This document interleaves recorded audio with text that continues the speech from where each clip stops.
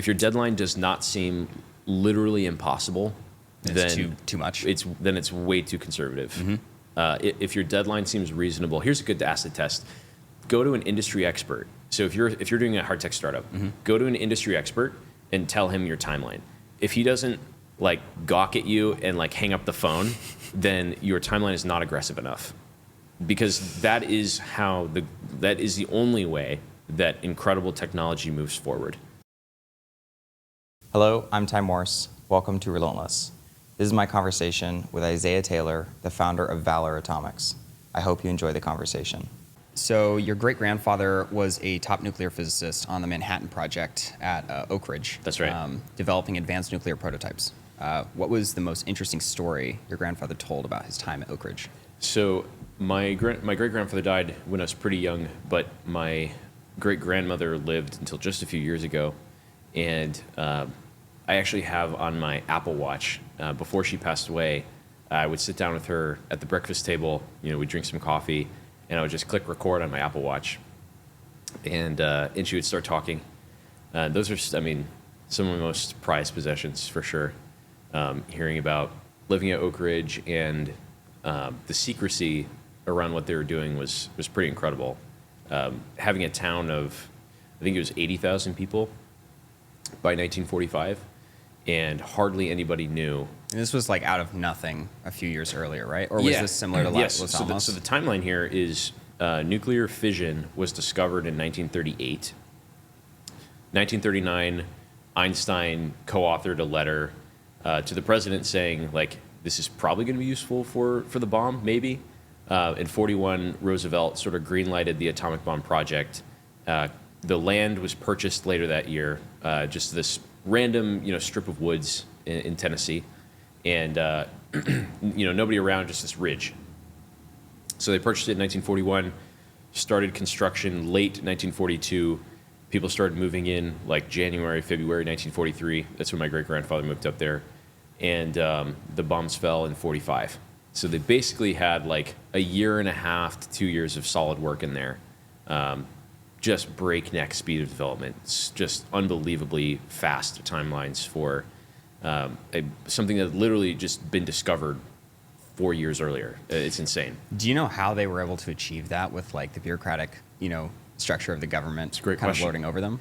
Yeah, it's a really great question. So I think that there have been like different eras of how Americans have built things, and there was a time when the bureaucracy of government was just firing on all cylinders, like the Apollo program and the Manhattan Project, and even like the highway system and things that were built in that era. There was this sort of like top-down, bureaucratic, lots of money, lots of people getting shit done incredibly fast. And that, I think that type of system takes just a lot of national spirit. It takes a lot of cooperation and, just culturally, like everybody mostly believing the same things and believing in their nation. And wartime certainly helps that. Like, there's nothing like a war that kind of everybody knows which side everyone's on to just like all get together and get something done. But yeah, we seem to have left that era. There was another era after that, which was unfortunately sort of like a financialization era where the government was not as dynamic. It was still funding things, but there was sort of that first generation of sort of builders and leaders who passed it on, and the generation after that maybe didn't have as much practical building experience. Things slowed down, got mired in all sorts of, it was always mired in politics. Like, the Apollo program directors were constantly fighting Congress tooth and nail on every single thing. So it's always been politics, but there was just an American spirit that everybody shared.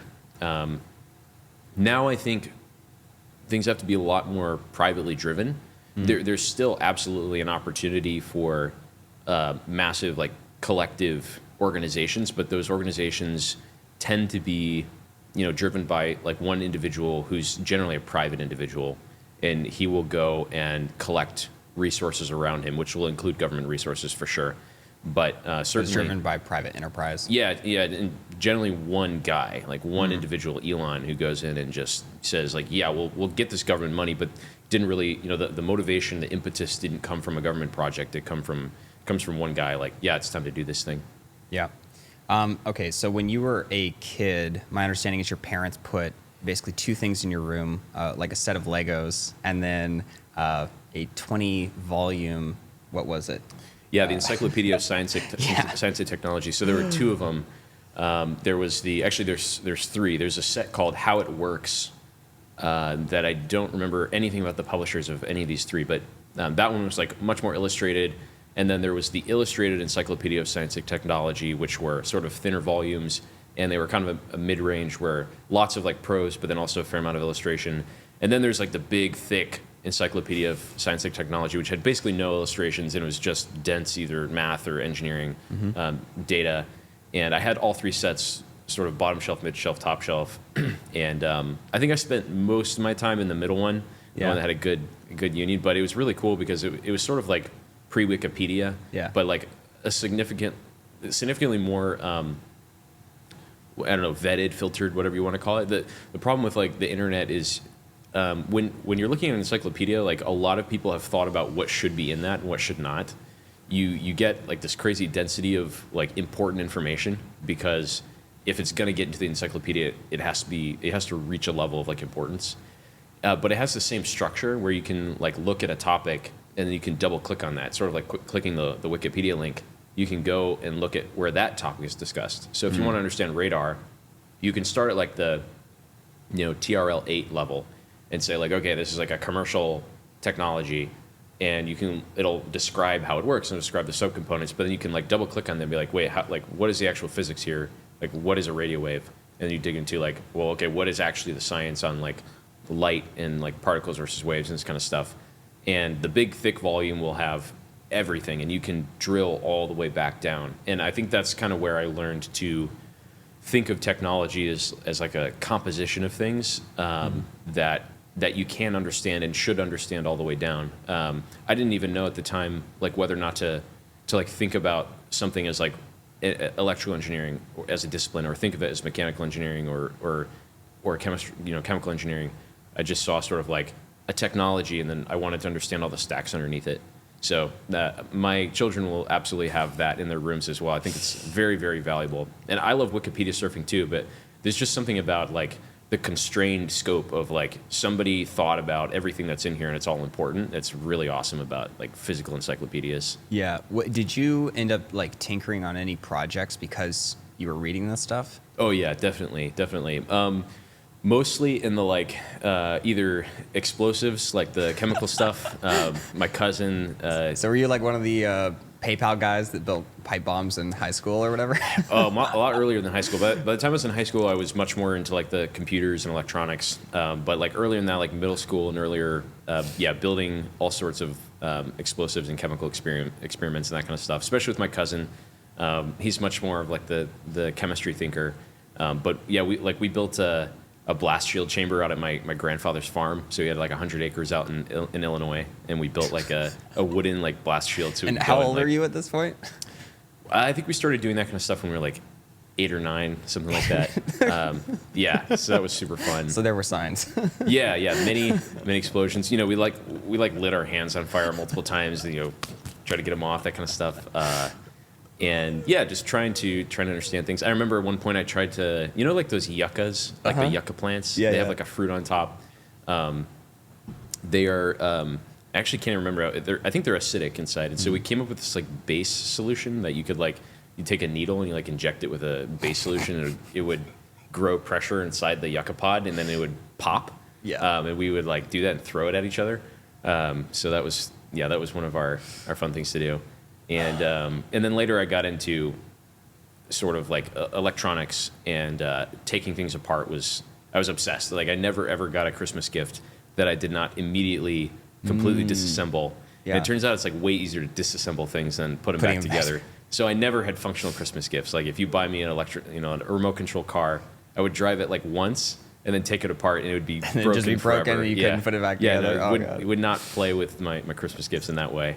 But I had like racks of of like junk drawers. My mom would call them like, why are you keeping all these junk drawers? And it was basically just disassembled pieces of technology. I just called it all like technology. I didn't have any sort of like subcategory below that. But old pieces of calculators, lived in sort of a poor neighborhood, basically wherever we lived. And there was no shortage of just like garbage like around. You could just walk around our street and just find garbage, and we would pick through it and find anything that appeared to have like a circuit board on it, and then we would just stare at it for hours. Me and my friend Nicholas on our street, we would just stare at these things like for hours and hours, try to figure it out, go look at the encyclopedias. That took me the longest time to like actually understand. The chemical stuff like made sense, but without anybody who really understood electronics, that was this like crazy mystery to me. All growing up, I was totally obsessed for a long time until I was about like, I think like 13, when I finally got access to the internet and Wikipedia, and I could actually like go all the way down to like the bit level. But it felt like magic for like the longest time of like, how is this working? It felt like it did not belong in the physical world. It didn't like map to any other concept around me. Like how is this thing thinking? How is it, where are these properties coming from? And it was like a energetic source of frustration to me for years that I did not understand how that worked. Yeah. And then, so you said you like find these circuit boards or whatever, stuff like that. Eventually at like, I don't know if it was as early as 13, but at like 14, 15, you start programming, I believe. Yeah, I think it was like 11 or 12 I started programming. I found a book on C# on my dad's shelf. My dad's not a software engineer, but he has always been like really interested in computers and software, and at some point picked up a C# book. So I read that. I did not get super far with C#, mostly because I had no idea where to begin with the tooling. I'd never heard of like Visual Studio before, or like had any idea how to download that or get it. But I had a friend, one of my dad's friends who was a programmer, told me about this like basically kid programming language. It was called Frogram. So if any of the authors of Frogram see this, you can DM me and I'll say thank you. But it was basically like a Visual Basic variant, and it was a full integrated IDE. So it shipped with like everything you would possibly need to build everything from like Hello World to pretty good advanced like graphics games, like 2D graphics games. And it shipped with like hundreds of examples where all of the code to run the program is right there, and you could run it, and then you could actually read through the entire code base and figure out how it's working. And that was incredible. That like started to really make everything click for me. This was around like 12 or 13, but I think when people are learning a new thing, you have to be able to see a full working example of something and trace the causal relationships all the way down to like ground level and see it integrate all the way from like 0 to 100 and back again, and be able to like work with it and play with it. Especially like have a 3D model in your mind and everything. Yeah. If there's any like area of ambiguity, it can wreck the whole process. And so sometimes when people are like learning how to do new things or like part of a curriculum, a lot gets like skipped over, and you're told like, well, like don't worry about this part, that sort of thing. And that can like give people a picture of reality that is unnecessarily confusing. Like you'll get this feeling of like, oh, well, I can't really understand how that works. Yeah. That's a little too advanced for me. But if you instead put someone in a playground where they can see the thing working, and then they can look all the way down to the very base layer and all the way back up again, it gives you this like level of confidence across the whole operation. Yeah. That was fantastic. Highly recommend things of that nature if you're trying to, like, if you have a 12-year-old, 13-year-old trying to learn something. That was about like 12 or 13 that I started working on that. Yeah. What would be your process for learning a new subject or discipline? Yeah, that's a good question. So if it's it's always like, the answer is always practice. You always, and I don't mean like repetition necessarily. I mean doing it. Yeah. Reading is always very limited utility. You have to see the effect of what you do, and you have to quickly be exposed to the effect of your actions. Yeah. So find somewhere that allows you to build the simplest possible thing where your own mind is responsible for the base conditions and the outcome. And that might be extremely small and simple the first time, but find the smallest possible place you can do that, and then continue with larger and larger complexity and outcome is how I tackle that. Yeah. Okay. I think at like 14 or 15, you started like programming for other people or like doing that. So what's the story behind that? So I posed as a 22-year-old. I've always like looked a little bit older than I am, and so I had a photo that like I thought I looked older in, and I posted it on. It was called Elance at the time. I think it's called Upwork now, but posed as like a 21, 22-year-old, listed like some of the things that I'd built on Frogram and like had screenshots of it and that kind of stuff. And I started making some money here and there. It was small scale stuff, go build this like integration for a website, go build this like data utility script, etc. $500 for like a couple weeks of work sort of thing. And that was like catnip to me. I had no idea that you could actually like make money from doing this. I had no clue. I was like, this is really fun. It's fun to make these games. And when I realized like someone would actually pay me to like do that was like mind blowing. It was crazy. Yeah. Yeah. How did your parents react? My mom was a little bit confused what I was doing. My dad saw it from day one. Honestly, I have to give him so much credit. I remember like specific moments where my mom would like, and I love my mom. Sorry, Mom. Like she would want me to stop being on the computer, and my dad was like, no. Like let him keep going. He's gonna make more money than me in like 5 years. This is when I was like 13 or something like that. So he was totally a believer in what I was doing, but I don't know that they were super happy with like how little I was spending on actual schoolwork, but they were at least happy that I was, learning about the stuff for sure. Yeah. So at 16, you decided to drop out of high school, and you started an auto body shop. Yeah. What did you learn from that experience, and what was your thinking going into that? Yeah. From dropping out or from the auto body shop? Two different sets of lessons there, but let's start with the dropping out. Yeah. So I decided to drop out because, first of all, I went to an awesome charter school. So there's a charter school in Colorado Springs called Thomas McLaren School. It's a state-funded charter school, but this like really awesome group of teachers who were just incredibly passionate and like that's probably the most important thing you could possibly get in schooling is like teachers who really, really care about their subject. In fact, it felt like sometimes they cared more about their subject than about the students, which sounds a little counterintuitive, but it's actually really important, especially for guys. There's something about like teaching guys that they want to see a teacher who is like really obsessed with what he is teaching them, and like almost to the extent that like the student are like hardly even there.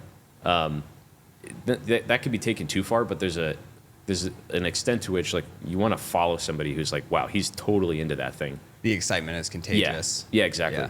So after spending a few years there, like I felt like I'd already gotten like a pretty good education, and so I didn't feel like I was dropping out because I thought learning was useless, but it was more that that I had already learned a set of really fun things, and I was already making money. So as a 16-year-old, I got a job offer to go and do software, and the calculus was like I could spend more time in school, I could maybe go to college. But most of my friends are like trying to go to college in order to get, a job that pays money. You're already doing it. And I have a job that pays money. So, so I dropped out, and my parents were like, again, not super enthused about that, but like, from like years before that, they had basically told me like, you're 14 now, like you're going to do what you're going to do. So, go and do it. Oh my gosh. Okay. And then the auto body shop, how does that happen? Yeah. So the auto body shop was fun. I started that when I was 17. So about a year after I dropped out. And I started it because I wanted money, frankly. I was like, well, I'm making a bit of salary, but what I really want to do is to like revolutionize energy, and I want to have this like mass manufacturing thing where I like make 1 billion nuclear reactors, and we get on the Kardashev scale, and energy's free. So how do you do that? Well, you need money to do that, right? You know, Elon put $100 million into SpaceX from like Zip2 and PayPal. So like, that's how you do things. Okay, how do I go get a bunch of money? And it's like, well, the most obvious thing to do is like, look at the market and see what do people need. And so start a company, you can get some money. That was my logic. So there was this, I was coding like 80 hours a week at the time. I was coding 80 hours a week for a couple different contractors, some DoD, like embedded. What were you earning per week at that time? Let's see. I don't know about per week. I was earning about 150 or 200K, like salary per year type thing. So that was when I was 17. It felt like hot stuff for sure. I bought myself a little orange convertible. But I was working like insane hours, living on my friend's mattress. I literally didn't even have sheets. I had like a pillow with no pillowcase, no sheets, and then like a sleeping bag on top of a mattress. And I would basically just wake up. It was awesome, actually. It was so fun.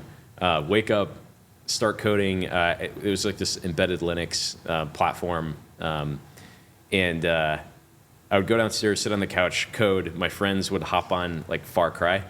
So like they would start playing Far Cry. I would be coding, watching them play Far Cry. And then, you know, one of them would like go to class or something like that, because I was living with college students. And then when they'd go to class, I would get on the console and play Far Cry for a little bit. And then one of them would like come home from, you know, a job or whatever. And so I'd hop on the laptop. I'd basically just do that till like 11 p.m. and go back to sleep. So that was my life.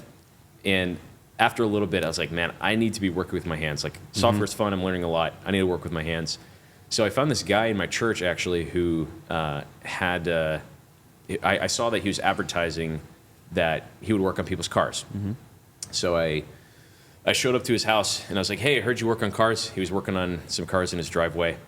And I said, I would love to, like, just pull some wrenches with you. Like, I just want to come out here on a Saturday. Learn it. Yeah, well, yeah. I'm working like 80 hours a week on a computer. I need to do something physical. And so I was like, can I just, you know, turn some wrenches? So for a couple Saturdays, I came out there with him and, yeah, just wrenched on cars. Always loved cars. And after like 2 or 3 weeks, I noticed just his entire cul-de-sac was full of cars. And it was like filling up, and his neighbors were mad at him. And I was like, dude, like, you got to get yourself a shop. Like, you have so much demand. I had tried to get my car fixed somewhere else, and there was like 4 or 5 week lead times at every auto shop. And he was like, yeah, man, that would be awesome. I'd love my own shop. And so I was like, well, let's start a shop. And then there's this other guy who lived in the same apartment complex as me, and I had heard that he also did not really spend much time studying in high school, and instead had worked his way up as a teenager to regional manager of a McDonald's. Oh, really? And in Washington, and now he lived in this apartment complex in Idaho. That was the only thing I'd heard about him. And I met him in the parking lot one time admiring my orange convertible. And so we talked about the car for a little bit, and I was like, hey, you're that guy that, like, you know, ran a McDonald's, right? And like didn't really do much school. He just kind of did this thing. And so we exchanged phone numbers, and then we went to a John Bellion concert together. So there's this 5-hour drive to Seattle. We went to this John Bellion concert, 5-hour drive there, 5-hour drive back, talked a lot. So I'd met him twice, once in the parking lot, once at this John Bellion concert. And it was on Thanksgiving break. He had gone back home to his family, and I'd had this conversation with Jonathan. So I called him. This is our third conversation. I called him over Thanksgiving break, and I said, hey, I think we should start an auto shop together. And he said, okay, let's do it. And so we both basically put our money together, rented a shop, bought, you know, lifts and equipment and, you know, compressors and office equipment, and, you know, outfitted a shop. Yeah. Started a company. And, you know, Kip, this is the other guy, had also done some marketing, just freelance marketing stuff. And so I was like, well, you know, he could probably make the logo and those sorts of things. So, yeah, he was 18, I was 17 at the time, and started it up. So yeah, we both just kind of put in the money that we had earned from working and not studying, and launched it. So. Yeah. So after that, my understanding is between like the age of how long did that go on?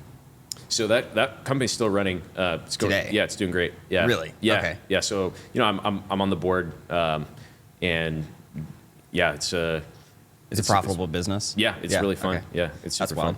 fun. So at like 19, I know that you said that you went through basically like 6 or 7 ideas before you settled on Valor. What were the other ideas that you were thinking about? Well, I went through 6 or 7 iterations of Valor before landing on this concept. We did have some other things that we thought might be a little bit easier to tackle.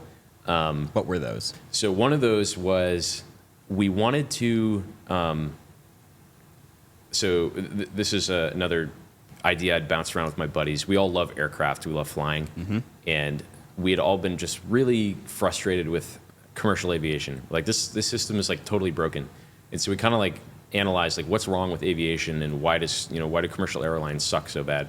And basically the answer we came to was like, okay, there's this base set of infrastructure which is like airports, and airports are expensive and they're hard and they're complicated. One of those reasons is that runways have to be a certain length, and we basically like realized like if you could make like runways a lot shorter, you could probably have like more distributed airports, which would hopefully just like open up the total number of routes. And we also decided that like aircraft don't fly enough, so there's too much time when aircraft are on the ground, which increases the cost too much. So we basically came up with this design for like a 737 with like a detachable body. So it would have like a detachable cabin, and this is crazy 17-year-old ideas, but like we wanted to have this like launcher system that you basically like have an automated like pickup where you all get into the cabin, and then it like launches you into the air, and then it just mates with like a flying wing that was like already flying, and it specifically is like aerodynamically tuned for cruise, because aircraft always have this like dual mission thing where they're like they're both supposed to cruise, like their aerodynamic profile has to be able to cruise efficiently, but then has to be able to land as well. Yeah. And like landing and cruising are like really, really different flight states that are from an engineering perspective opposed to each other. And so we wanted to fix that by basically having these like hyper efficient flying wings that were autonomous that didn't ever have to land, or at least landed only at these like really large airports. And then you have separate launch systems where you just like go to a bus station basically, and you just all get into this cabin, and then the cabin launches inefficiently, right? Because it's like some sort of lift system that's less efficient, but then it goes and it mates to this more efficient long range wing.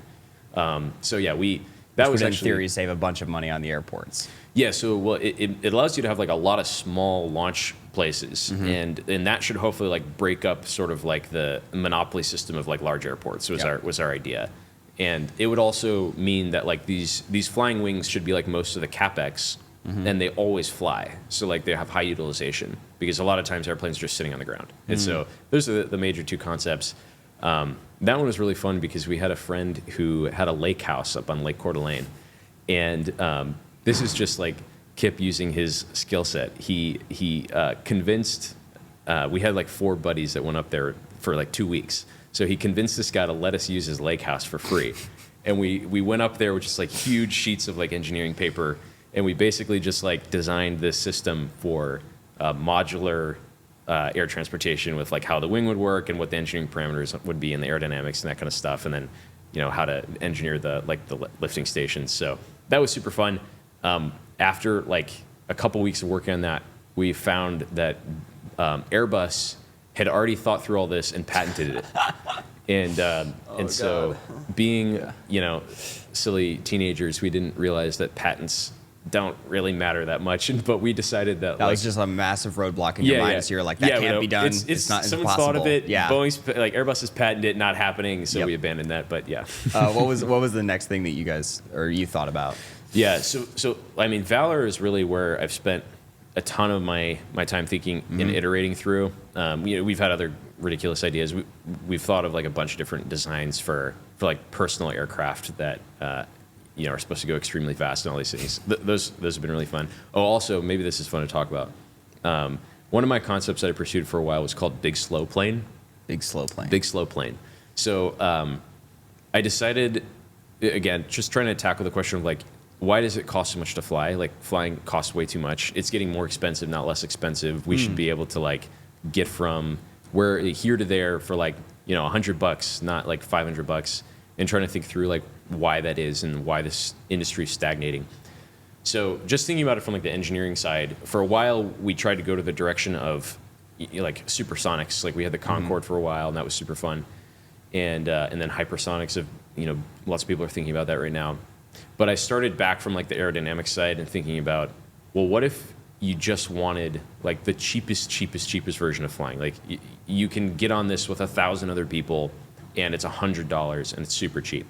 Well, going slower is actually better than going faster if you're optimizing that way, not just in fuel costs, but also like in the strength of engineering and like the types of materials you have to use and all these things. Aerodynamic drag is a nonlinear increase with speed and all these things. And it's not just how much drag is on it, but it's also the forces at play, which means how you have to mount the panels and how the structural engineering has to be done, all those sorts of things. So slower is better in general. And there's actually like a specific shape that is like optimal for laminar flow. It kind of looks like an egg.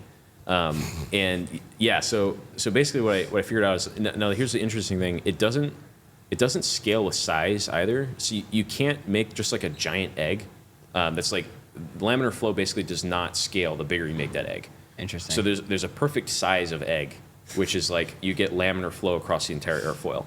And you want everything else behind the end of laminar flow. So what it looks like is you have like a wing in the back and an engine in the back and then an egg in the front. So that's generally what it should. Does that almost look like a blimp? It kind of looks like a blimp with like engines and stuff on the back. Okay. Yeah. But it's supposed to go like 170, 180 miles an hour. You can stay in laminar flow that fast. But what I realized was you can actually get the like experience of flying to be way better, even though it's going to take longer. So these things are going to like fly a lot slower. They're going to fly like half the speed of an airliner. But I figured like people would probably rather have like a bedroom all to themselves that costs $100. You could sit in there, you can work, you can take a nap, and it's really cheap rather than sitting in a cramped space for less time. That was my thought. So then but the other part is you need things to be really big, right? Because you have to get that scale in there. Yep. And you have to get the scale efficiencies. So the model I came up with was basically like a bunch of these like linked, like blimp-looking things with one common wing in the background. Because again, unfortunately, like that egg shape does not scale with size. You can't just make a giant egg. Laminar flow will break at the same, like at a further point the bigger it is. Yeah. And so basically you want these like you want a long horizontal wing and then a bunch of these like pods that don't ever break laminar flow. And so you could get the structural side of that to be way cheaper because again, you're working with like way fewer aerodynamic forces, and that sort of like elliptical shape is just structurally better anyway. So I played with that for about a year. And then I also think I was talking with Augustus yesterday, and he said that you were thinking about starting with a like SaaS or something. Yeah. And you were like going to try and cut your teeth on a SaaS company and build that, and then pursue this other That's Valar. right. That's right. So why did you decide not to do that? Why did you decide to just go Well, for I did it once. Okay. So after the auto shop, I did do a SaaS company, and again, the thought was like, I wanted to get to $50 million. I wanted to get to net worth $50 million, and I figured that must be the golden number at which I can actually go and start my hard tech company that I want to start. Yeah. I've heard this sentiment echoed a million times from other people who are either finally gotten into hard tech or have not yet gotten into hard tech. It's so common at this point. Like, I need to do my SaaS and then I can do my hard tech thing. So I actually did it. That company failed, but it started in 2019. It was a B2B SaaS with an IoT play. So basically, it was for auto shops. We wanted to make the auto industry proactive rather than reactive. So the idea is your auto shop, it should not be somewhere that you go to the auto shop because you have a problem. It should be something where you're paying a subscription and the auto shop is just maintaining your car. And they're thinking about the long-term life of your car. And because of that, like, it's sort of like an insurance model where they should be able to make decisions that make your car work better in like 2 years. Yep. And they save the money on that. And on your side, you just never think about maintenance, right? So but now, in order for that to happen, they have to have a lot of data. So they have to be able to know exactly what's going on with your car. So we had this little module, we called it a hub link. The business was called Hood Hub. And we had the hub link, which was this IoT device, plugs into your car, reads all your engine data, and then the hub link would go communicate with our servers, and the auto shop has a dashboard where they can see all of the car's data. It was actually they can like call you in when there's something wrong. Yeah, exactly. It was actually super sick. Like you could actually see, I have videos of like live readouts of people's engine data while they're driving along. And Jonathan, who's the manager of the auto shop we started, co-owner, on the phone with a customer being like, yep, I'm looking at it right now. You're good. You know, don't worry about that check engine light. You're going to be fine. Right. So we could have like live readouts of check engine lights and that sort of thing. So yeah, but really same thinking, which is like, okay, doing like the hard tech thing is gonna be really hard, and not just really hard, but I was mostly just thinking about funding.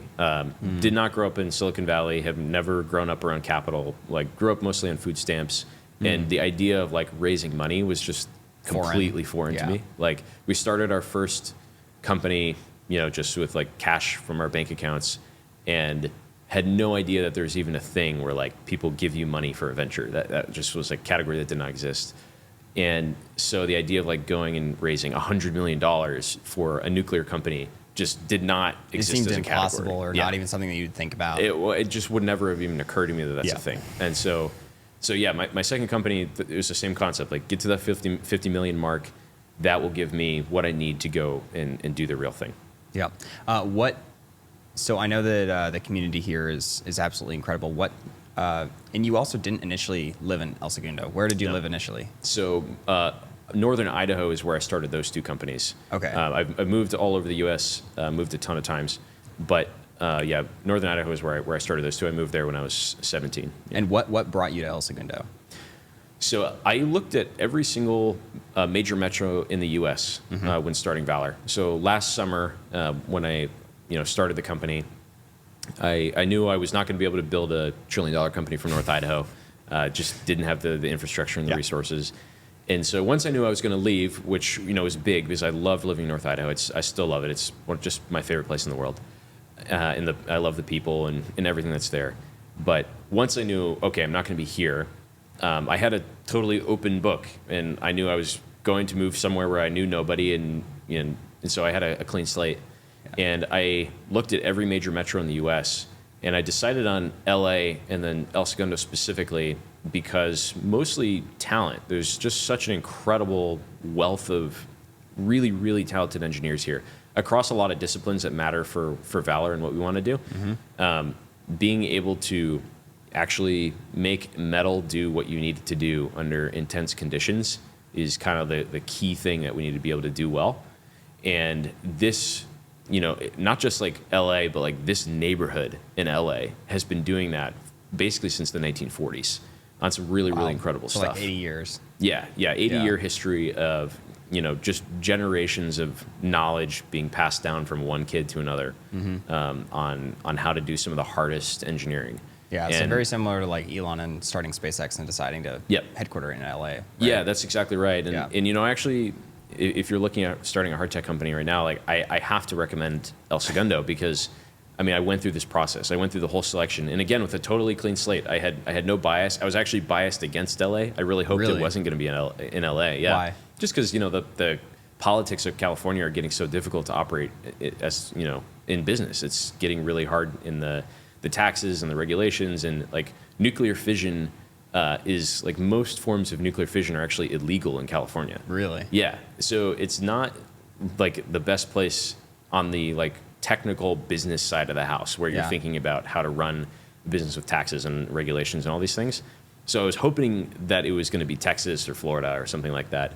But I talked to founders in Texas and Florida and everywhere, and the fact is, like, the best engineers in the world live in Southern California, and especially if you're talking about doing things in the real world, doing things with atoms, making metal do what you need it to do. Like, it's LA, and it's El Segundo. Yeah. What impact have the other like really good founders here had on you? What impact have they had on me? I mean, look, it's a brotherhood. Yeah, it's a brotherhood. What impact do your brothers have on you? I don't know. I don't know. Everything. I kind of feel like you guys are going to be able to go a lot further because you have each other than you would otherwise. Undeniably. Yeah. I mean, it's night and day. We compete with each other. We have fierce competition. One thing that's, I think, probably underrated is the extent to which we are actually quite savage with each other. Like, you would be shocked to see like the group chat arguments that we have amongst each other on our companies and the methods that we're using to accomplish what we need to do. Yep. And even down to the core of like, is your idea even good? Are you starting a real company? Like, should this company exist? Yeah. What are you doing? Yeah. Like, we will go hardcore. We will not hold back. But on the flip side, like, if you pass that fire test, you have just the most incredible community in the world. Yeah. So what are the biggest? We talked yesterday, and you basically said if you put one power plant or 100 power plants, it's the same environmental study, and it's like $200 million or whatever to get it done. Yep. What are the other, including that? What are the other physical or like fixed costs? Associated with building this kind of thing, a nuclear power project? Yeah, that's a great question. So when people think about nuclear power, they're imagining that the reactors have to be cheaper, like the reactor cores. And that's not really true. It's not a bad thing. Like, it's great if you can make a cheaper nuclear reactor. But really, most of the cost is capital and plant. So cost of capital and cost of plant are the two major costs in nuclear power. And what that means is environmental surveys and siting, and nuclear power is there's so much construction, and it's unique construction and novel construction. I just realized, is that from Ball? That cup? That's cool. That's very cool. Making disposable aluminum cups and also space telescopes. Awesome company. Anyway. Shout out to Ball. Yeah, shout out to Ball. Let's see, where was I? Totally the environmental impact, stuff like that. Yeah, sorry, totally ADHD moment No, here. perfect. Yeah, so a lot of it is specific to your site. So much of your cost is specific to your site, and the person who is, the company, the organization that is authorizing the site and financing the site. And then there's parties that are bringing labor, and there are parties that are bringing the cores, and all of these things are coming together for a specific physical location. And if you're making, let's say you have a nuclear reactor company or you have a nuclear power company, and you're making one reactor that's going to make a certain amount of power in Nevada and another one in New York, the people who build those two sites, like the actual people who do the welding and pour the concrete and the rebar and all these things, completely different people. Interesting. In fact, different unions, like different labor unions, are going to be governing those two different processes, and different like regulations about how the capital is raised and like how much capital needs to be had on hand. And all of these things make nuclear as an industry just really, really site specific and site bound. And what that means is there are incredibly difficult scaling laws associated with scaling nuclear power. So like, the world has committed to basically tripling our nuclear capacity in the next 20 years. And if you think about what that means, it's a coordination problem of unbelievable magnitude, because you have so much dissimilarity between like literally just the geological locations where you're building each site. So what you were getting to is what we talked about yesterday, which is you want to minimize how important the site is and maximize the power. Yep. So if you really want to do super cheap nuclear, what you have to do is you have to pick somewhere, draw a circle and say, this is our nuclear site. And you're going to have to pay for all the things we talked about. You're going to have to pay for labor crews. You're going to have to pay for an environmental survey. You're going to have to pay for compliance. You're going to have to figure out the capital, right? All of these things are going to have to come together. But you want to do that only once or maybe twice. And then you want to just put tons of power on that site, right? You want to put like hundreds of gigawatts of power onto that one circle. And what just for like reference, what is a typical power plant, nuclear power plant? What does it typically produce? So generally like 1 to 4 gigawatts is pretty standard. So you're doing like 2 orders of magnitude. Exactly. Minimum. Yeah, that's right. So yeah, 1 to 4 is standard. The largest nuclear site in the world is an 8 gigawatt plant. There are 2 approximately 8 gigawatt plants, one in China and one in Japan. So that's like the biggest that we build nuclear today. But what you want to do is you want to build just tons of nuclear capacity on a singular site, because again, there's a set of costs that don't scale with the total amount of power there. Yep. And that's actually the majority of the costs don't scale with that. You're still going to be doing construction, but you should be doing construction with all one labor crew, right? Okay. And you're going to have to lay rebar, but you should be laying rebar the same way 100 times, Yeah. right? Not with a different crew teaching them how to lay rebar once on this one site. So that's really, really important, and that's something that I realized, I guess 6 years ago when I dropped out of high school, and it's a problem that I've been trying to tackle in a bunch of different ways, just at the research level for the last 5 or 6 years. And like you alluded to before, I went through a bunch of different iterations to get there. Yeah. And I think we got to the right one. So one thing that I'm really curious about is I think typically when people are building power plants, they're building like a single power plant, right? Yeah. And you guys are trying to build hundreds potentially. That's right. To me, there seems like there's an opportunity for you to iterate and improve and upgrade as you go. Yeah. My question is, do you have to get approved for every single change that you make to your power plant, or can you just like continuously make improvements? That's a really good question. It's very dependent on where you build it. The answer to the question is yes, you will have to get approval for each iteration, to a certain extent, but it depends a lot on where you are and what regulator you're working with. But again, I think that people over-index how hard it is to work with regulators a little bit. It's hard, and I wish the regulatory environment were different. It's changing in some good ways. But the most important thing is that you have the business model that justifies that work, because you are going to have to work with regulators. They're going to have to become convinced that what you're doing is right and that what you're doing is safe. That's unavoidable. But what you want to do is you want to be in a model where buying that cost down, one, is somewhat incremental cost, and you're not buying a whole new billion-dollar approval system every time. And then two, you want to make sure that once you go through that regulatory pain, you have access to a massive market. Like, you want a huge market on the other end of that. That's to justify the expense and everything. That's right. Yeah. Yeah. And it has to be accessible to you. That's the other problem. It's like total addressable market is one thing, right? But it actually has to be accessible. You have to service it, right? So that's one thing that people miss a lot in nuclear is maybe electricity generation. Sure, it's a big market, but what's the nature of that market? Is it a market that you can serve from a single site? The answer is no. You actually cannot serve $1 trillion electricity generation market. You can't serve it from one place. Yeah. If you want to serve this $1 trillion electricity market, you're going to be doing a lot of construction in a lot of different places. We want to do a little bit of construction in one place and serve a massive, massive market. Yeah. Can you explain why electricity is a bad product and why like natural gas and jet fuel are going to improve that? Yeah. So electricity is a pretty poor product in a bunch of ways. One is that it's not transportable through space and time. And I'll say it's not dynamically transportable through space, and it's not really transportable through time. So by dynamically transportable, I mean if you have an electrical generation station, there are a few locations to which you can transmit that power, but you're hardwired in. So that means your total scope of where you can send that power is hardwired. It's preset, and that actually gives you really bad leverage. So like if you're a flower shop, you want to be able to sell your flowers to the best price. Right? Whoever wants those flowers the most, you want to be able to sell it to that guy. Yeah, at a given time. Right. So you want to be able to store it on the shelf because it's 12 midnight, and no one's buying flowers right now. And so you want to be able to put that flower on the shelf and come back to it at 9 a.m. the next day.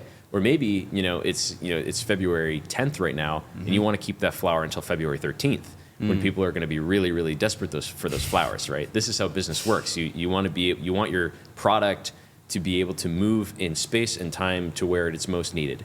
And that's how you get actual, value down that chain. Electricity is not like that at all. We don't really know how to store it through time. And what I mean by that is like batteries are too expensive. We don't have mass scale grid storage. If you're making electricity now, we basically don't have the solution for like storing that now and selling it later. That's getting slowly better, but it's just not there right now. Yeah. And then for space, again, like you're constrained. You can only sell your flowers to 5 total people. But in New York City, there's 20 million. So you'd like to be able to sell it there, right? Yeah. So something that I'm thinking about is like because you're constrained by space and time, how often are these plants that, even if you put out all the money in advance and you have the ability to generate like 7 gigawatts or whatever, how often are they actually utilized fully? And what utilization rate are they typically at? Yeah, I think normal utilization levels right now are like 30 to 40% across the fleet, which is pretty bad. That's terrible. Yeah, someone correct me on that. I don't know the exact number off the top of my head, but I think it's around 30 to 40%. But that's also a little bit of a deceptive number too, because it's not, that's like what their capacity should be. What's even larger than that is what the total electricity demand is. And that's still different because nuclear is not easily scalable up and down, right? So because of the way that, neutronics works, basically, it's very difficult to get a nuclear power plant to vary its output level. And so, can you explain that? So basically, like it's difficult to dynamically move the reaction rates in a nuclear reactor depending on your construction, and it's also just like operationally obnoxious is like one way to say it, to like dynamically control nuclear power output. They are, actually somewhat finicky machines that you don't want to change a whole ton. So if they're making power, you don't really want to be tuning them up and down a lot. It adds danger and operational complexity, and some designs like you actually just can't because of decay heat and that sort of thing. So because of that, nuclear power is generally only ever going to be like 30 or 40% of demand, because again, with this like curve above that varies a lot, you really want nuclear just to sit in that like stable base zone. And so that means, again, like it's just not utilized all that much. And then you have a bunch of other different power sources that fill out those peaks, right? So especially gas plants are really good at filling out peaks. Yeah, and doesn't China like use a whole bunch of like coal plants and stuff to do that as well? Yeah, coal plants, in the US we tend to use natural gas peakers. And yeah, but coal is also a very efficient way to do it for sure in terms of cost. Okay. I'm also kind of curious about, like, if you start, let's say you put 100 power plants in the ocean, and then you also, I assume, you want the like plant that turns the nuclear energy into hydrocarbons right next to the power plants, yes? Like in the ocean? So what are you describing what Valar wants to do? Yeah, I think. Yeah. So Valar, we're actually going to put everything on ground. Really? Yeah. So an earlier iteration, we can talk about some of the steps that I went to get to where Valar is today. One of my earliest models was sinking nuclear reactors out in the ocean for various reasons. But yeah, what we eventually want to do is we want to have massive nuclear power stations on the ground producing a ton of power and producing hydrocarbons co-located with the nuclear plants. Yeah. What kind of, I imagine if you suddenly have this like massive influx of new hydrocarbons, you'll probably need new infrastructure. What infrastructure around that? Or so is that's that right actually or no? the awesome thing about hydrocarbons. Like this is very much why I landed on hydrocarbons, is the infrastructure is already there. There's already the pipeline infrastructure and the burner plants and shipping and trucking and everything to consume hydrocarbons is A, already there, B, very scalable. Like the scaling of hydrocarbon usage as an industry is one of the most incredible industries on earth. Like if you want to study a highly, highly functional industry, you should go look at how the hydrocarbon infrastructure industry scales itself and operates. So what I mean is, when there is a source of hydrocarbons and when there is a need of hydrocarbons, the industry that pairs that source with that need is like one of the most crazy efficient things that you will ever see. Here's an example. My buddy runs this company. It's a water infrastructure company for oil wells. And they will get a call from an oil well that wants to drill. And when you're drilling oil, a lot of times in Canada, a lot of water gets used in the process. They use water to extrude things and to process things. They use a ton of water. And my buddy will get a call, and he'll say, hey, we've got this pad that this pad that we've got over here. We're drilling on it. We need 50,000 cubes of water to go sit on this pad, and we need it in 8 days. So can you get us 50,000 cubes of water? And my buddy will say, all right, yeah, we can get that for you in 8 days. And they will call a bunch of landowners, right, all around this pad, and these people have ponds, and they have, you know, small lakes and access to a river and maybe a spring and a well. Yeah. And he will call each one of them and say, hey, can we buy this many cubes of water from you? And so then they'll go and they'll sign contracts with all these guys, and they'll actually go and set up pumps at each one of those wells. And then they'll lay temporary piping along roadways and under bridges and through drainage ditches, all leading to this one central pad. And they will build temporary on-site water storage tanks, Really? huge mini lakes, basically, like next to this pad, in 8 days, and then tear it all back up and just leave the water sitting there. And then they'll move on to the next site. And that's just the water side of this industry. The side of actually like moving hydrocarbons around, it's such a brilliant functional machine. It's truly an amazing thing. So the short answer, the very long way to answer your question is like, hydrocarbon infrastructure, moving hydrocarbons around, is like one of the most excellent and functional industries known to mankind. So you're not going to have any problems. If you have hydrocarbons, like the hydrocarbon industry knows how to beat a path to you and knock on your door and say, please, can we purchase your hydrocarbons? So that's very much what we're counting on. Okay. So I saw in one of your interviews you said that I guess China spends around $2 billion to get 1 gigawatt online. That's right. And we spend roughly $15 billion. Most recently at the Vogel plant. That's correct. Yeah. $15 billion. Yeah. Why is there such a discrepancy? Yeah. There's such a discrepancy for one massive overarching reason, and that is the incentive structure on how nuclear works in conjunction with the electricity industry. So basically, there's this problem with all of these kind of older industries where no one company has the excellent, fully integrated business model to deliver a product that people are paying for. Instead, what you have is, you know, a utility company that maybe wants to add some capacity.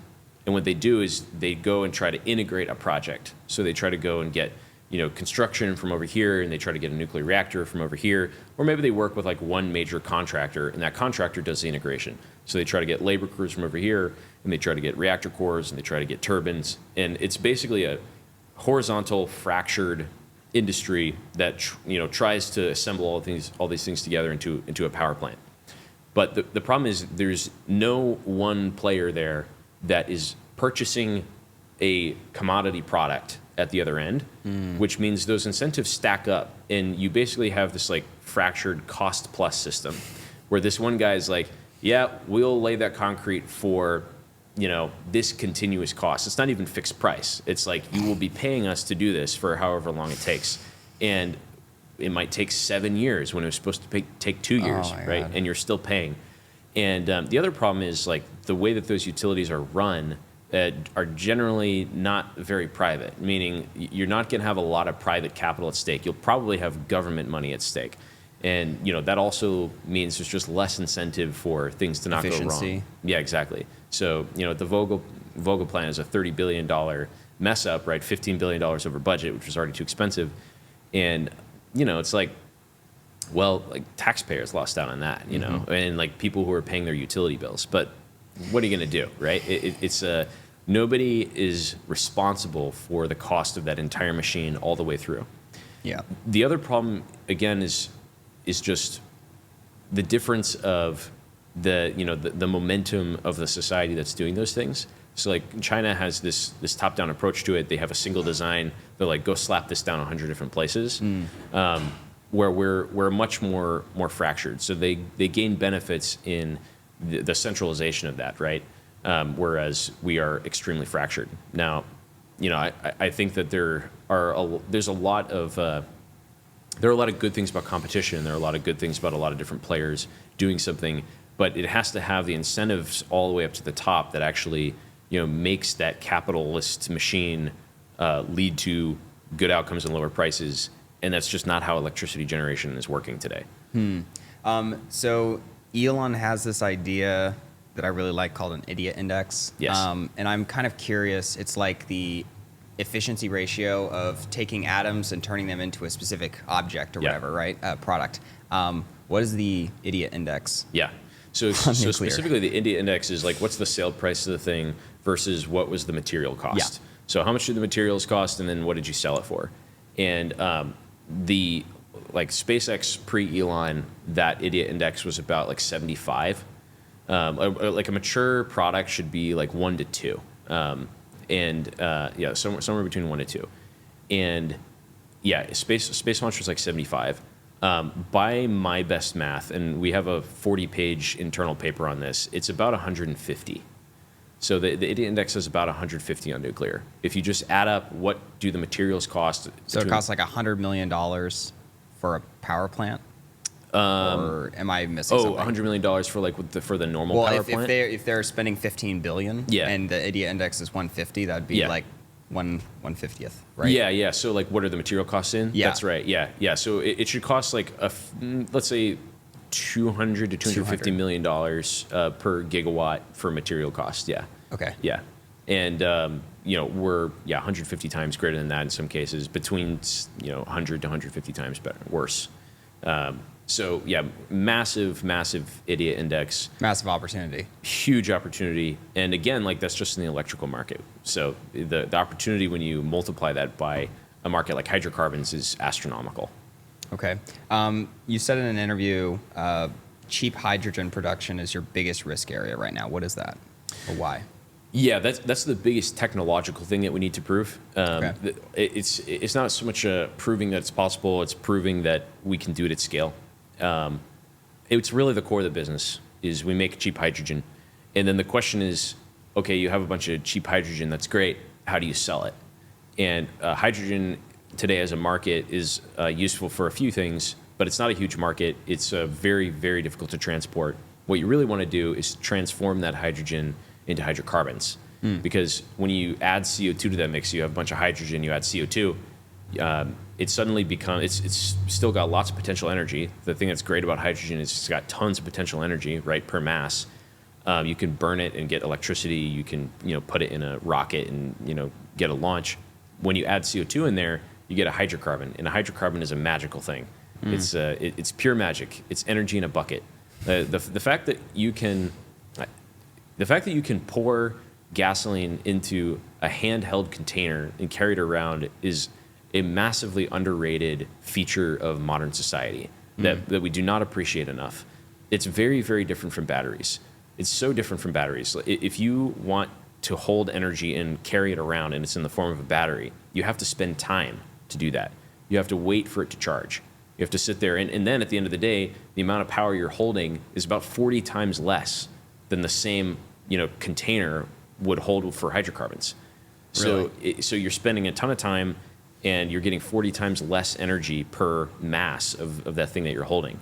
So hydrocarbons are incredible, and we should not, as a society, like, leave them behind for the wrong reasons. The good reasons to stop using hydrocarbons would be that we have found something that is more dense, both volumetrically and gravimetrically, and is safer, and all these other things. That's not what's going on with battery tech. That's not to say that all electrification initiatives are bad. So for instance, I own a Tesla. Teslas are great. It makes sense to have a lithium-ion battery in a commuter car, for example, because it doesn't really matter that much how long it takes to charge that thing. It's going to sit at my house overnight anyway. The battery's heavy, but weight doesn't matter that much with cars. So there are definitely use cases where electrification makes sense, but there's also this huge spectrum of use cases where hydrocarbons are not only the best thing we have now, they're also the emerging best thing we have into the future. So Starship is an example of this. Turns out that hydrocarbons are actually also the best thing you can put into a rocket to make a rocket take off, right? So the new Starship runs on methalox. It's methane and liquid oxygen. So yeah, hydrocarbons are somewhat of a miracle that we should not underrate or leave behind. Yeah. How do you change the perception of both hydrocarbons and nuclear? I imagine that you've thought about this. Yes. First of all, we don't need to, which is one of the key things that I kind of set out when I started working on Valor, is that I decided I did not want to have to change public opinion about nuclear in order. You wanted to go around that. In order to be successful. Yeah. I wanted to start. I wanted to genuinely reset the cost of energy in the world, and I realized that I needed to find a way to do that which did not hinge on me having to convince everybody that nuclear was the way. Which, if you're doing electrical power generation for the grid, you kind of need to convince everyone that it's okay. Or at least you need to convince a lot of people, because you have to, again, make all these different sites in different places. And each one of those has, the NIMBYs of that area that don't want to see it happen. You've got to convince those, and the state regulators and the federal regulators. And there's all these people you need to bring along with you. I wanted to find a model where we do not have to, there's a very limited number of people we have to convince that this is a good idea, and we can make our $1 trillion. Now, that said, I think once we do this, it will absolutely change the perception of nuclear as well. And the reason is we tend to fear the unknown. And nuclear is sort of unknown right now in that it is not a large enough feature of our society. It's not responsible for enough of the goodness in our society for us to really recognize its merit. And we just have very limited exposure to it. Part of that's like intentional on the utility industry. Like utility companies don't really want you to think about the nuclear power station that much. They don't advertise the fact that it's sitting over there, because of the backlash they'll get about it. I think that Valar has the opportunity to, make our awesome, sexy nuclear reactors that are making trillions of dollars of hydrocarbons and put them on TikTok and put them on Instagram Reels, and it'll be fun, right? Yeah, but we don't want to bank the company on it. But Yeah. we absolutely want to change people's minds at the same time. I was actually thinking of you could take the great wonders of the world, the Vegas, what is that? The Vegas Sphere, or Yeah. even Yeah. Starship, and say powered by nuclear or something, Yes. and Yes, exactly. make it sexy. Yeah, absolutely. Yeah, I absolutely would love to sell the Methalox to Starship, and we get to do some really fun things. Like once we've been able to make these reactors really successful on Earth, the reason that Methalox was chosen as the architecture for Starship, one of the reasons is that methane in particular, is going to be synthesized on Mars. Yep. So we'll actually get our fuel on Mars from methane synthesis, and I believe that those will be nuclear reactors from Valar that do that. Oh, awesome. Okay. So I heard in one of your interviews that you were talking about someone named Jules Verne, and I was wondering how they influenced, how they influenced your thinking. Yeah, Jules Verne, great Frenchman who also had a great dose of American spirit. From the Earth to the Moon is a fantastic book, a look into like what the American spirit has always been perceived to be from the outside. And I think that's a healthy thing for us to see. I think that the United States is always, it's hard to tell from looking from the inside, like what we represent to other people, to other nations. But what we represent is this like unbroken spirit of ambition. And America has always been very technological. Like technology is so deeply part of who we are, and innovation. Like this is the country that invented the car. This is the country that put man on the moon. This is so deep in our DNA. And so I love Jules Verne. He recognizes that. He also puts his French characters in there, which are always really fun. But sometimes, somebody from outside of the U.S. Actually has a clearer picture of like what we all are as like a collective than we do from the inside sometimes. Yeah. Are there any other people that really like inspired you? Yeah. Speaking of like sci-fi, so Jules Verne is like early sci-fi. Robert Heinlein, massive inspiration. Starship Troopers, one of the best books ever written. Incredible book. Again, like it's just this like global empire Americana feeling is awesome. I think that's absolutely where we're going, and I'm very excited. What is it? The 1,000-year American empire on 1,000 planets. With like 1 trillion humans or something? 1 trillion humans on 1,000 worlds was my tweet the other day. And but Heinlein also, he's a true student of the human spirit as well. He's not just a sci-fi author, like deep understanding of like politics and philosophy, and a beautiful writer. Yeah. How much cheaper can you make, or how much cheaper can you produce the power plants by mass manufacturing them? If there's an idiot index that's like 150? Yeah. Yeah. So I'll start with like where we need to get in order to be profitable. So like starting at idiot index of 150, what do we have to bring that down to making jet fuel, making hydrocarbons in order for us to be able to sell those hydrocarbons on the market for less than the oil and gas industry sells them? And that multiple is, let me do the math in my head, we need to get it down to about 70. So if we can get the idiot index of nuclear down to about 70, we have a profitable company. Which sounds very doable. I think it's abundantly doable. It's honestly just doable by fixing the incentive structures. Like if we didn't innovate on technology at all, and all we did was just like take the existing technologies and just did it as a single vertically integrated company, you would easily get it under the 70 mark. Maybe not even vertically integrating, just like doing it in a not stupid way, like with one company that's directing it for a very large product. Would probably get us under 70. But there's like three different things that we're doing at once. So like one, it's that like centralized direction of a single company that's going to be so important. And then there's vertical integration, which means like we are going to own the process of developing all of those technologies and the labor of installing them. The final one is actual technological innovation. The stack of those three things, I think we get the idiot index much closer to like 10 or 20. Oh, really? And that's only the beginning. Like beyond that, actually, the math changes, and your baseline for what an idiot index of 1 is changes because your material costs should change with innovation. So like the base of the idiot index is like what's your material input, and once you actually start innovating, which the industry really just doesn't do, because of these incentive problems, we get innovation in labs, but very little actually gets built. Yeah, you said something about like the utilities are mostly controlled. I mean, they're not technically controlled by the government, but they straddle the amount that you can earn. And anything that's subsidized by the government is risk averse and not incentivized to change and innovate and all these things. And so there are incredible designs for nuclear reactors that change that math to an order of like 50x. That have been prototyped and even built in some countries in labs, and those are on my mind. They're on the roadmap on the horizon. But first we're just going to get down to like, okay, we're actually building nuclear reactors. We're actually selling hundreds of billions of dollars of jet fuel, and then we get to do the really fun work of like driving the base of that cost down really low with innovation. Yeah.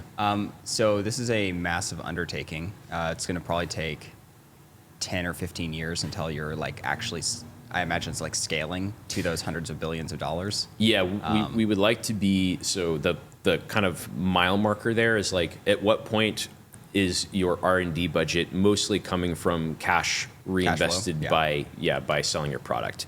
And to be there, I want to be there in like 8 years. 8 years. Yeah. So to the point where it's like our R&D budget's coming off of the cash flow. That's like that inflection point. I put that at like 8 or 9 years. Yeah. Okay. What kind of people? I saw on a whiteboard up there.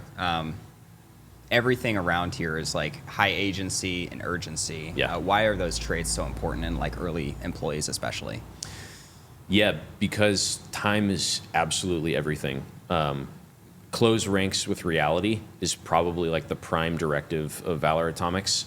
We must repeatedly close ranks with reality. You have to become exposed to the reality of what you are building as soon as you possibly can. Yep. And it actually takes so much internal energy to do that. It's not something that will happen to you if you sit there. Like you can sit at a desk for years. You can sit in the lab for years and have very limited, slow trickle exposure to reality. But exposure to reality is the way that you actually learn and move forward. And you actually have to like force that on yourself. You have to pull, that reality onto you and go seek it out and find it. And it takes coming in every single day and choosing to tackle reality. To take action. Yeah, because the default is that you will be exposed to reality over the course of your life, but it will be slow, it'll be a trickle. Sometimes it'll be all at once.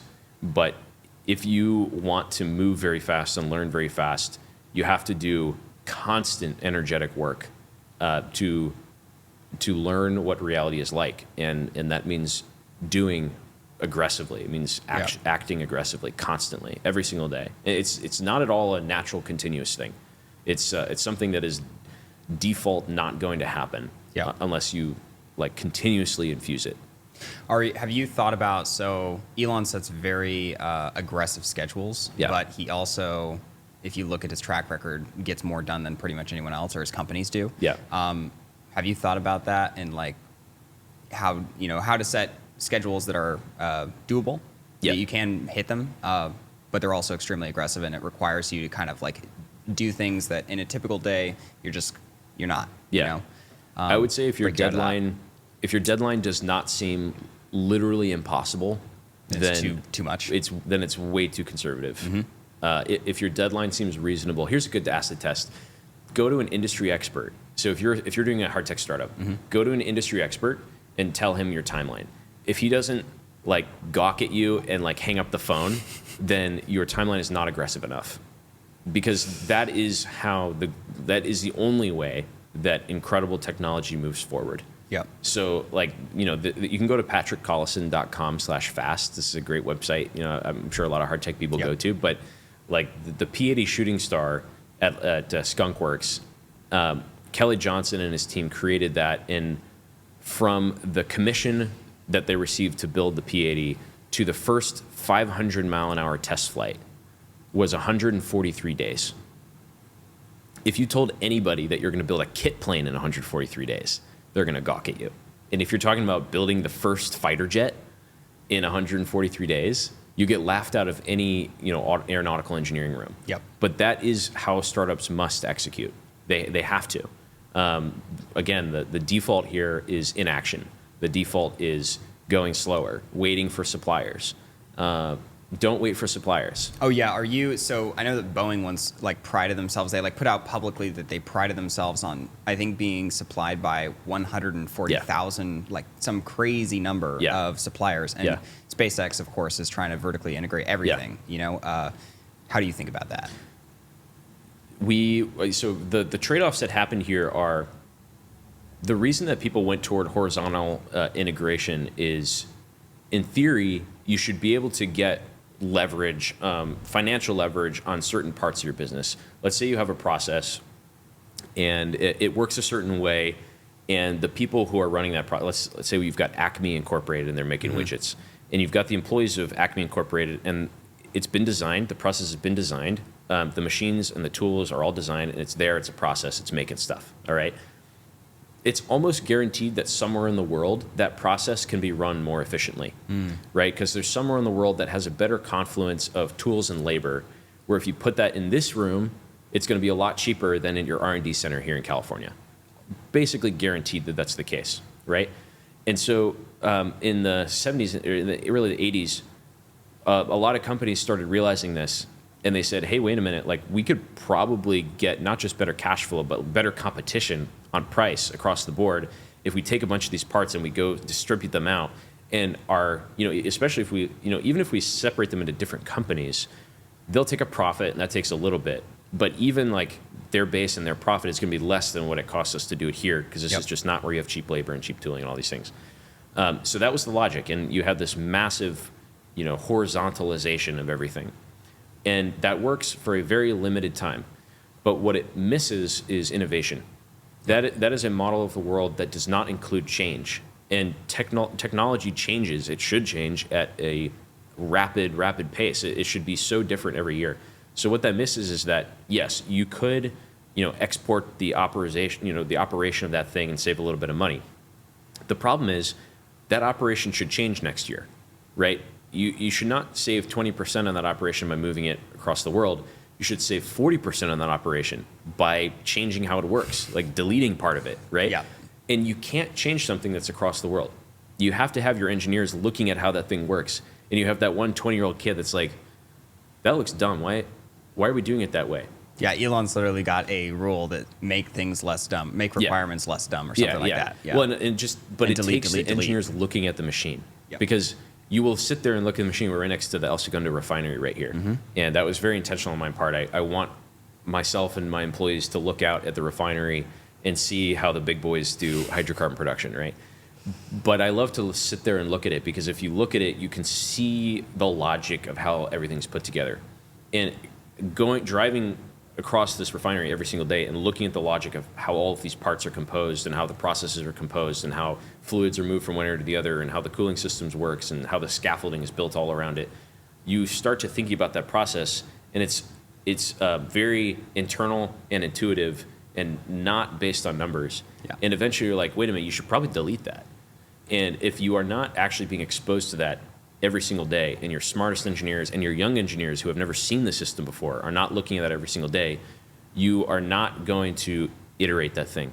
Yep. And then the next step is like, wait a minute, hold on, like, Johnny, come over here, let's prototype this, right? Can we delete that? Can we do that by next Tuesday? Hold on, look at this, we did this thing, it works, and we deleted that part. Can we go change that process?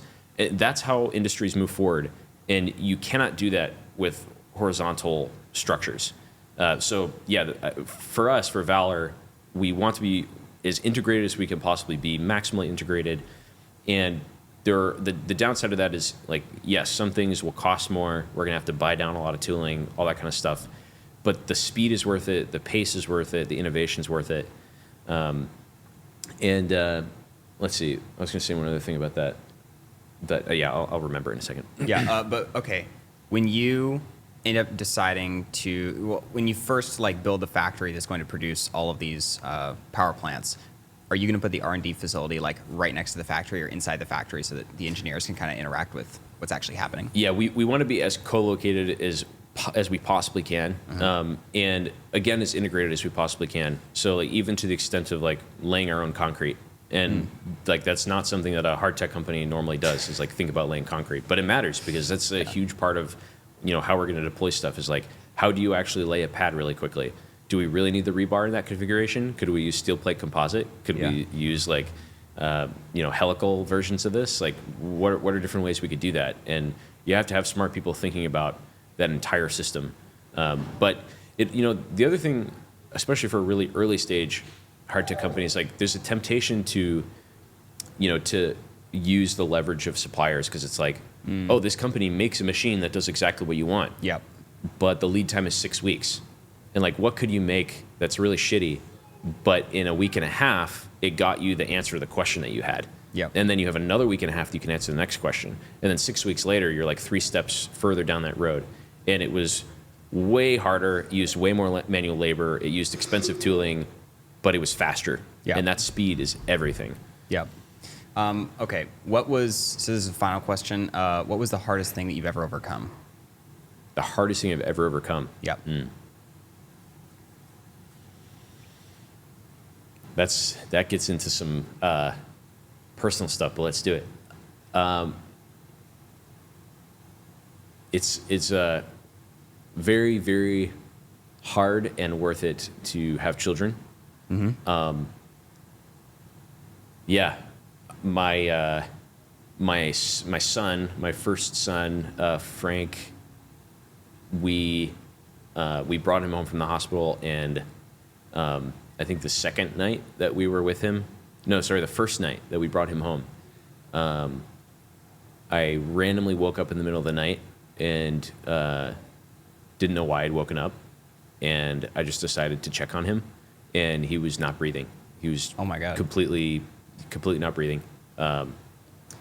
So we rushed him to the hospital, going 90 miles an hour down residential streets in our pajamas, and was still not breathing when we reached the hospital, and he's totally fine now. They put him on the respirator and all that kind of stuff. And he survived? Yeah. How long was he not breathing? I don't know how long he wasn't breathing before I woke up, but from waking up to getting him into the emergency room, it was 6 minutes, something like that. Oh my God. He was driving very fast. Yeah. That was utterly terrifying. And I was praying every single moment that he would be okay. And I guess I'm telling this now because I'm extremely grateful to God that he is okay. And when things like that in your life happen, you should remember them, and you should publicly thank God that he delivered you. So that's probably the hardest thing I had to overcome. That, and then like, just the fear that comes Jumping off the cliff of starting a company and yeah, just you have to leap. You have to leap into everything. When we decided to have kids, like I knew that spectrum of things was a possibility. Like when you have kids, when you do anything hard, there's like you're exposing yourself to a spectrum of very, very difficult things. And I knew that class of stuff, I didn't know that was going to happen, but I knew like that category of stuff was possible. And yeah, I would just say like overcoming the fear of simply doing it because you know it's worthwhile is really hard. But once you do it, you're better for it. You would never ever reverse it once you've done it. Yeah. Okay. Thank you, Isaiah. Yeah. It's great having you on. Yeah. Thank you. See you.